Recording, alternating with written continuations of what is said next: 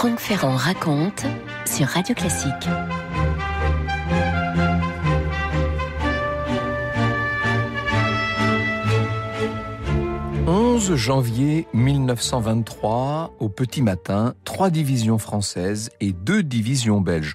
En tout, ça fait 60 000 hommes, avec des blindés bien sûr, vont entrer en Ruhr, en Allemagne. C'est une invasion qui a été décidée par Poincaré et qui a été préparée par Foch. Poincaré qui a été président de la République et qui est président du Conseil. Quant au maréchal Foch, est-ce qu'on a besoin de le présenter? Cette invasion a un retentissement considérable en Europe, dans le monde. C'est un monde qui est censé être un monde en paix. Alors évidemment, à l'époque, il n'y a pas de chaîne d'information en continu, mais il y a une presse néanmoins qui tient compte et qui rend compte des grands événements de ce genre. Pour comprendre cet événement, justement, il faut revenir 4 ans en arrière au moment de la signature de l'armistice. On était le 11 novembre 1918, bien sûr, dans ce wagon du général Foch à l'époque en forêt de Compiègne. Allemands, Français, Britanniques signent donc ce document dont l'article 5 prévoit l'occupation par les vainqueurs d'une grande partie de la Rhénanie allemande. Toute la rive gauche du Rhin, en fait, de la pointe de l'Alsace jusqu'à la frontière des Pays-Bas. La France et la Belgique sont censés administrer l'essentiel de ces territoires. Pour les Allemands, c'est un traumatisme considérable, mais en même temps, les Allemands ne sont pas en mesure de négocier. Là, ils sont en train de constater qu'ils ont perdu la guerre. L'armée et même le gouvernement allemand ont du mal à admettre, évidemment, d'avoir perdu cette guerre. Les habitants des territoires occupés doivent passer à l'heure française, doivent se mettre à saluer le drapeau tricolore, doivent s'écarter devant les militaires français, etc., etc. Alors, il y a ce traité de Versailles qui va entériner l'ensemble des protocoles. On est là le 28 juin 1919, bien sûr. Ce traité de Versailles qui confirme et qui entérine la défaite de l'Allemagne, tenue pour principal responsable de la guerre et qui devra payer des réparations aux vainqueurs. Ça n'est pas la première fois qu'un pays vaincu paie des réparations. Nous sommes bien placés en France pour le savoir, notamment face à la Prusse en 1871. Bref, après pas mal de discussions, ça va même durer des semaines et des mois, le montant total des réparations allemandes est fixé en 1921 à un total de 132 milliards de marks or, ce qui est une somme absolument considérable. L'Allemagne devra payer 2 milliards de marks or par an et verser une partie de ses recettes d'exportation. Autant dire que la moitié de ces sommes impressionnantes doit revenir à la France.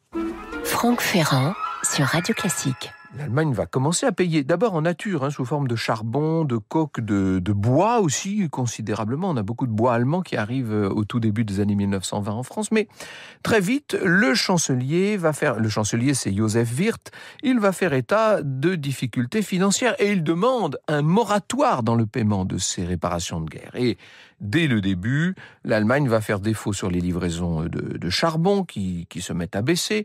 À Paris, on commence à froncer les sourcils, pour tout vous dire. D'autant que la France, elle, est tenue de rembourser ses dettes de guerre, son emprunt auprès des États-Unis et de la Grande-Bretagne. C'est un emprunt de 22 milliards de francs or. Janvier 1922, Raymond Poincaré, donc, devient le président du Conseil.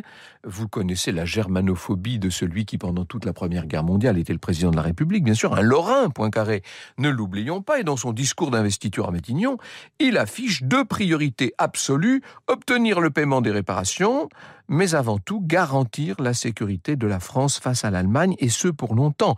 Hors de question de laisser l'Allemagne redevenir une menace. Et l'ensemble des choix de ce président Poincaré va être déterminé par cette sorte d'obsession. En avril 22, à Bar-le-Duc, il s'adresse aux alliés d'hier, à la Grande-Bretagne, aux États-Unis, à la Belgique.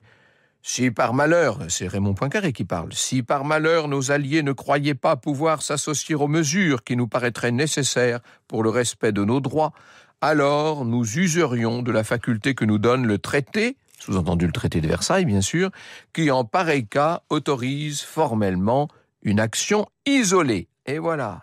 Vous avez entendu ce mot. C'est cette diplomatie qui emploie des termes de guerre sans tout à fait les nommer. Action isolée, qu'est-ce que c'est que cette action isolée? Tous les gens au courant à l'époque savent très bien qu'il s'agit de l'invasion de la Ruhr. La Ruhr qui donc est tout le nord de la Rhénanie. On est à 50 km là des Pays-Bas, sur la rive droite du Rhin. Région très industrialisée de l'Allemagne, avec un réseau ferroviaire parmi les plus denses du monde, des ports fluviaux extrêmement puissants, 225 puits de mines qui fournissent l'essentiel du charbon, du coke, du fer nécessaire à l'industrie allemande. Bref, la Ruhr, c'est l'épicentre de cette industrie allemande. Le 16 août, Poincaré demande au maréchal Foch de préparer le fameux plan d'invasion. Vous imaginez, on est en 22, il y a 100 ans. Le 21 août, à Bar-le-Duc, le président répète, le président du Conseil, « Nous voulons que nos dommages soient réparés et ils le seront ». Ça, ce sont des menaces destinées à faire pression sur le gouvernement allemand qui, pour autant, ne se montre pas docile. En novembre 22, le président social-démocrate Ebert va nommer un nouveau chancelier, Wilhelm Kuno, qui a été le patron d'une grande compagnie maritime, la Hamburg America Line. C'est Jean-Yves Le Naour, dans 1922-1929, les années folles avec un point d'interrogation chez Perrin. Jean-Yves Le Naour qui décrit ce personnage de Wilhelm Kuno. Ce dandy qui n'a jamais été élu ambitionne de former un gouvernement de techniciens au-dessus des querelles politiques, écrit-il.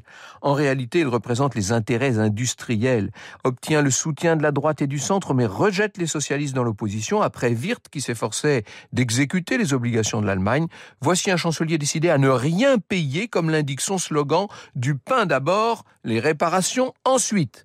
Et Jean-Yves Le Naour cite l'attaché commercial de l'ambassade britannique à Berlin qui dit « Le véritable pouvoir dans le pays est passé aux grands groupes industriels et financiers dont l'intention est de payer aussi peu de réparations que possible. Ces groupes espèrent que par la politique de résistance passive, ils réussiront à lasser progressivement les Alliés et à s'en sortir quasi indemnes. » Très intéressant, cette attitude de la haute industrie et finance allemande, qui évidemment n'est pas sans nous rappeler d'autres périodes et d'autres attitudes. Le chancelier Kuno réclame maintenant un moratoire de 5 ans, sans gage ni contrepartie. Pour Poincaré, ça c'est une provocation, et Poincaré obtient le soutien du Premier ministre britannique et du Premier ministre belge. D'ailleurs, celui-ci déclare « J'ai la certitude absolue, la certitude d'un juré qui répond coupable à la question qui lui est posée, que l'Allemagne s'est volontairement soustraite à ses obligations de paiement, a appliqué systématiquement la politique du pire, en escomptant le bénéfice qu'elle pourrait en retirer dans l'avenir. » Bref, vous voyez que pour une fois, tout le monde est d'accord et qu'il s'agit de passer à l'action. On ne va pas se contenter de bonnes paroles. 3 janvier 1923, donc, Poincaré mobilise ses 3 divisions et le 10, l'ambassade de France à Berlin constate un nouveau défaut de livraison de bois allemand et ce sera le prétexte. Le 11, les 60 000 soldats français et belges envahissent donc la Ruhr. Voici ce que Poincaré assure, et là il est à la tribune de la Chambre, au Palais Bourbon. Nous ne voulons pas étrangler l'Allemagne ou la ruiner.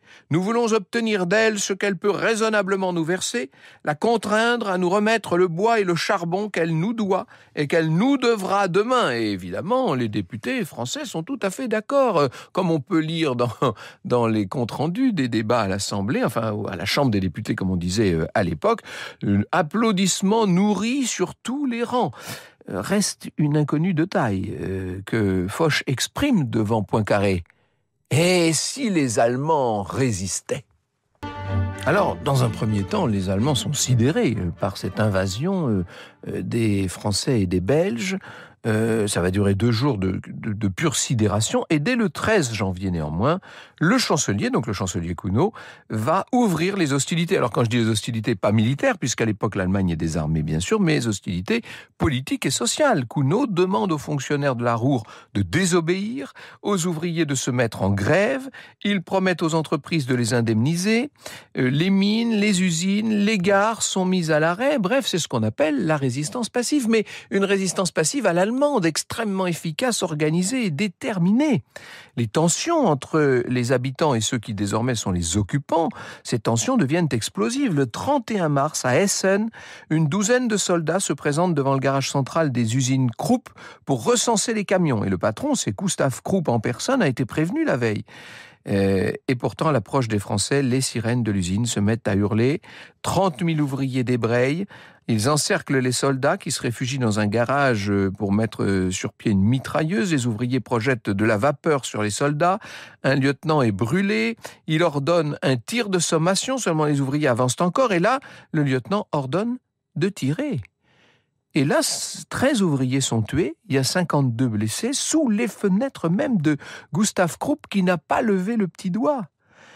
Évidemment, la presse allemande va faire ses gros titres sur le bain de sang d'Essen qui provoque la colère dans le pays. C'était sans doute le but de Krupp et des autres, rassurez-vous. La résistance passive devient une résistance active. Des corps francs soutenus par l'armée allemande vont saboter les lignes télégraphiques, téléphoniques, les chemins de fer, les tunnels. Le 30 juin, ils font sauter un pont à Duisbourg au passage d'un train. 10 soldats belges sont tués, 2 Allemands. En quelques mois, ce sont quelques 180 attentats qui vont avoir lieu. Vous voyez, on ne plaisante plus du tout, là. Et Poincaré, du coup, se dit qu'il faut organiser la répression. La police française, va arrêter Gustav Krupp, qui coordonnait cette résistance, entre guillemets, et qui va être condamné à 15 ans de prison. Il sortira au bout de 11 mois. On place des civils sur les trains en guise de bouclier humain. En cas d'attentat, on impose de lourdes amendes aux municipalités pour les obliger à livrer les saboteurs. Les rassemblements sont interdits par la France. La presse est censurée. La loi martiale est appliquée. La police est dissoute. 140 000 agitateurs sont expulsés vers la partie non occupée de l'Allemagne. Et surtout, les Français font venir des milliers d'ouvriers et de mineurs, qu'ils soient français ou rhénans d'ailleurs, pour remplacer les grévistes.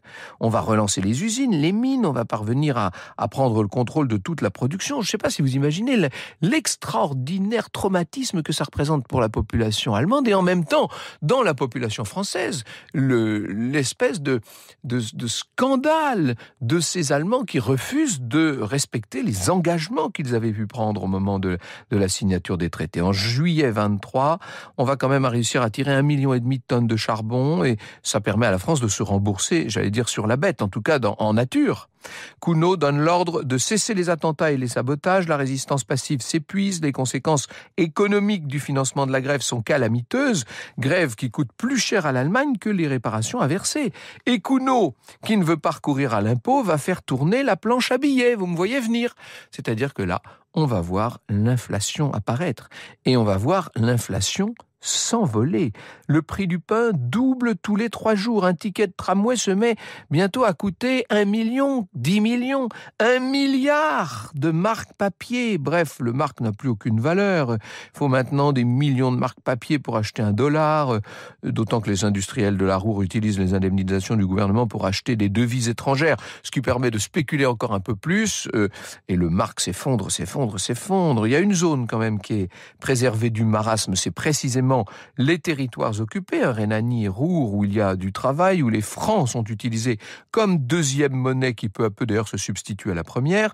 Les Français, les Belges encouragent les mouvements séparatistes en Rhénanie dans l'espoir de démanteler un peu plus cette Allemagne dont l'unification en 1871, disons-le, n'a jamais été acceptée à Paris et même accessoirement à Bruxelles. Poincaré est en train de gagner la bataille de la Ruhr. Cuno, qui espérait un soutien anglo-saxon, finit par reconnaître qu'il est seul. Nous sommes seuls, dit-il, et il cède. Il propose un plan de paiement de 30 milliards de marks or, en exigeant quand même au préalable le retrait des Français, bien sûr, et Poincaré ne répond même pas.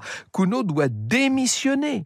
8 mois seulement après l'invasion, sous la pression de son propre camp, et le président va choisir pour le remplacer un homme extrêmement habile, extrêmement diplomate, c'est Gustav Stresemann, bien entendu. Je cite encore Jean-Yves Le Naour dans ses années folles. Il brosse le portrait de Stresemann. Rond, lourd et chauve, dit-il, le nouveau chancelier ressemble à la caricature du Bosch selon Hansi. La comparaison avec le dessin de presse français malveillant s'arrête ici, car son intelligence est supérieure, toujours en mouvement, sa capacité de travail sidérante et surtout, il voit loin. Monarchiste de cœur mais républicain de raison, il devient un des principaux hommes politiques du nouveau régime à la tête du Parti populaire. Remarquable tacticien, lui qui déteste les socialistes compose avec eux, lui qui déteste la France se dit prêt à composer avec elle. Il est persuadé, à la différence de Cuno et des nationalistes, qu'il n'y aura pas de solution sans rassurer Paris. L'argent n'est rien, l'unité du Reich est tout. On peut toujours négocier, promettre, payer, ensuite on verra.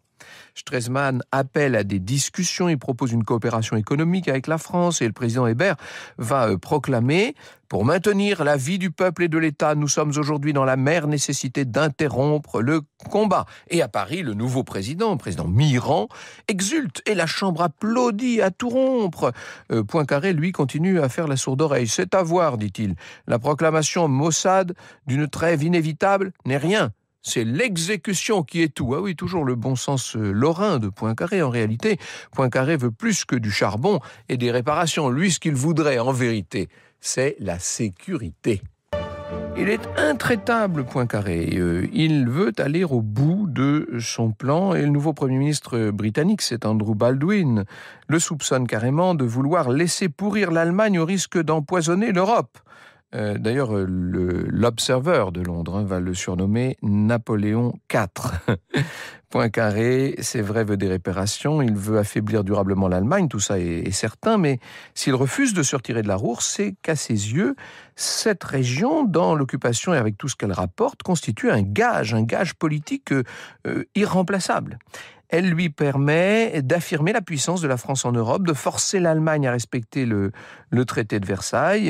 Elle lui permet aussi d'exiger le soutien de la Grande-Bretagne et des États-Unis. Il attend en particulier que les Anglo-Saxons effacent la dette de la France. C'est peut-être ça la vraie affaire. C'est une question financière qui est derrière. Cette promesse ne vient pas pourtant. Au contraire, les États-Unis et la Grande-Bretagne se mettent à soutenir le mark, à spéculer contre le franc. Et s'il ne veut pas tout perdre, Poincaré sait qu'il va devoir à son tour céder. Et en avril 24, il accepte donc le plan Dawes. Dawes, c'était le nom d'un banquier américain et d'un général américain. Tout est dit. Le plan prévoit que l'Allemagne reprendra ses paiements à hauteur d'1 milliard de marks or par an pour monter à 2,5 milliards en 29, et ensuite on verra. Pour payer ses premières traites, l'Allemagne va devoir emprunter aux Américains et aux Anglais. De toute façon, dans cette affaire, la place de Londres et Wall Street savent que ce sont toujours elles qui sont là pour subvenir, et donc elles s'en sortent toujours. En juillet 25, après les premiers paiements, la France, qui maintenant est gouvernée par le cartel des gauches à l'été 25, la France va évacuer la Ruhr tout en conservant un pied en Rhénanie jusqu'en 1930. C'est ce qu'avait prévu initialement le traité de Versailles. Et puis, vous savez qu'en octobre, ce sera la conférence de Locarno. Et là, la France, l'Allemagne, la Belgique vont garantir leurs frontières communes. Franck Ferrand sur Radio Classique. Cette politique de fermeté de Poincaré donne le sentiment d'avoir porté ses fruits, avec pour point d'orgue l'occupation de la Ruhr. La commission de contrôle de l'armement allemand est même carrément dissoute. Sauf que l'Allemagne ne joue pas franc jeu du tout dans cette affaire. Stresemann, d'ailleurs, écrit à Guillaume de Prusse: « L'essentiel est la libération de notre sol. Il faut tout d'abord que nos étrangleurs lâchent prise. » Donc on va les payer de bonnes paroles et de jolis sourires. Puis, une fois les Français partis, Gustav Krupp s'empressera de fabriquer des chars d'assaut en pièces détachées qu'on achemine secrètement en direction de l'URSS, où on les assemble dans un camp militaire allemand. Tout ça, c'est un accord secret que les Allemands ont avec Moscou. En 1928, Stresemann demandera la révision du plan Dawes et il obtiendra un étalement de la dette, cette fois sur 58 années. Le plan en question, il volera en éclats avec la crise de 29. L'Allemagne s'est remarquablement sortie de toute cette affaire. La France a fait de grandes démonstrations de force et d'intransigeance, mais qui a gagné au fond ?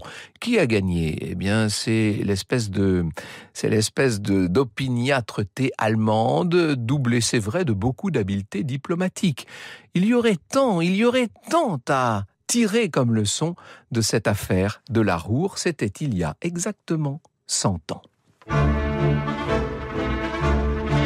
Vous écoutez Radio Classique.